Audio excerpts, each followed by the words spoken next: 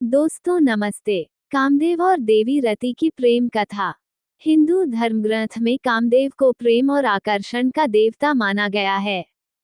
धर्मग्रंथों में वर्णित कथाओं के अनुसार कामदेव भगवान विष्णु और देवी लक्ष्मी के पुत्र हैं।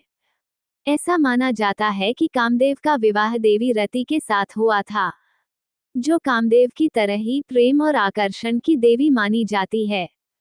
परंतु कुछ कथाओं में कामदेव को स्वयं ब्रह्मा जी का पुत्र भी बताया गया है और इनका संबंध भगवान शिव से भी है। धर्म ग्रंथों में कामदेव का स्वरूप सुनहरे पंखों वाले एक सुंदर नवयुवक की तरह प्रदर्शित किया गया है, जिनके हाथ में धनुष और बाण हैं। इनकी सवारी तोते को बताया गया है। ये तोते के रथ पर मछली के चिन्ह वाले लाल ध्वज लगाकर विचरण करते हैं। परंतु कामदेव को कुछ शास्त्रों में हाथी पर बैठे हुए भी बताया गया है। कहते हैं कि भगवान शंकर ने अपने तीसरे नेत्र से कामदेव को भस्म कर दिया था। उसके बाद उनके अगले जन्म में उनकी पत्नी रति के साथ कामदेव का पुनः मिलन हुआ। तो आइए जानते हैं कामदेव और देवी रति की प्रेम कथा। कामदेव की उत्पत्ति। पौराणिक कथाओं के अनुसार एक समय ब्रह्मा जी सृष्टि के विस्तार की कामना से ध्यानमग्न थे। उसी समय उनके अंश से एक तेजस्वी पुत्र काम उत्पन्न हुआ। वो पुत्र कहने लगा कि मेरे लिए क्या आज्ञा है। तब ब्रह्मा जी ने उससे कहा कि मैंने सृष्टि उत्पन्न करने के लिए प्रजापतियों को उत्पन्न किया था, परंतु वे सृष्टि रचना में सफल नहीं हुए। इसलिए ये कार्य अब मैं तुम्हें सौंपता हूँ और इसे पूर्ण करने की आज्ञा देता हूँ। परंतु ब्रह्मा जी की बात सुने बिना ही कामदेव वहां से विदा होकर अदृश्य हो गए। ये देख ब्रह्मा जी को क्रोध आ गया और उन्होंने कामदेव को श्राप दे दिया कि तुमने मेरी आज्ञा का पालन नहीं किया है, इसलिए तुम्हारा जल्दी ही नाश हो जाएगा। ये सुनकर कामदेव भयभीत हो गए और हाथ जोड़कर ब्रह्मा जी के समक्ष क्षमा मांगने लगे। यहाँ बसते हैं कामदेव। काफी देर तक कामदेव के लगातार विनती करने पर ब्रह्मा जी प्रसन्न हुए और उन्होंने कामदेव को रहने के लिए 12 स्थान दिए।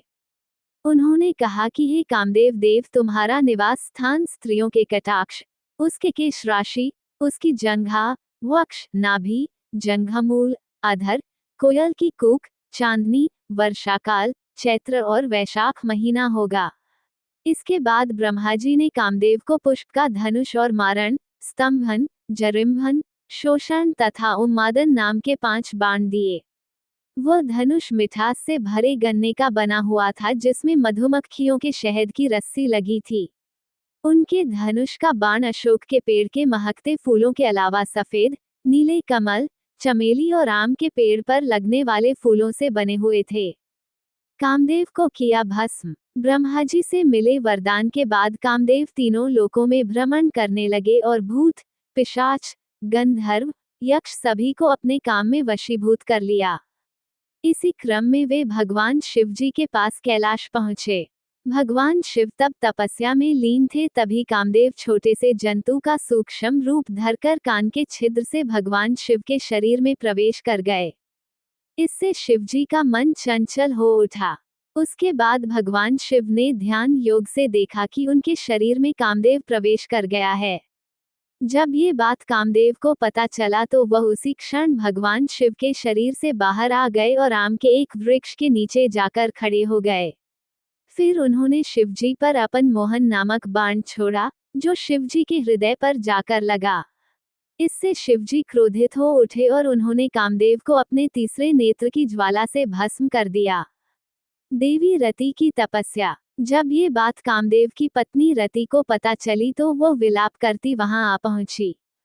तभी आकाशवाणी हुई, जिसमें रति को विलाप न करने और भगवान शिव की आराधना करने को कहा गया।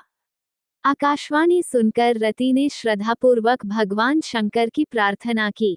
रति की प्रार्थना से प्रसन्न हो शिवजी ने कहा कि कामदेव ने मेरे मन को विचलित किया था, इसलिए मैंने इन्हें भस्म कर दिया।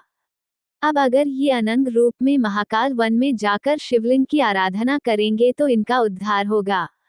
उसके पश्चात कामदेव भगवान शंकर के आदेशानुसार महाकाल वन चले गए और उन्होंने पूर्ण भक्तिभाव से शिवलिंग स्थापना की और फिर घोर तपस्या करने लगे।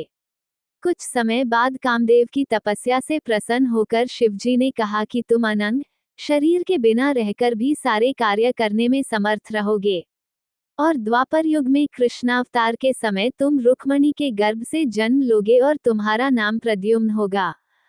कामदेव का पुनर्जन्म। शिव के कहे अनुसार द्वापर युग में भगवान श्री कृष्ण और रुक्मणी को प्रद्युम्न नाम का पुत्र हुआ, जो कि कामदेव का ही अवतार था। परंतु जन्म के पश्चात श्री कृष्ण से दुश्मनी के चलते राक्षस शंभरासुर ने प्रद्युम्न का अपहरण कर लिया और उसे समुद्र में फेंक दिया। उस शिशु को एक मछली ने निगल लिया और वो मछली मछुआरों द्वारा पकड़ी जाने के बाद शंभरासुर के रसोई घर में ही पहुंच गई। जब ये बात देवी रति को मालूम हुआ तो वह सोई में काम करने वाली मायावती नाम की एक स्त्री का रूप धारण करके रसोई घर में पहुंच गई। वहां आई मछली को उसने ही काटा और उसमें से निकले बच्चे को मां के समान पाला पोसा।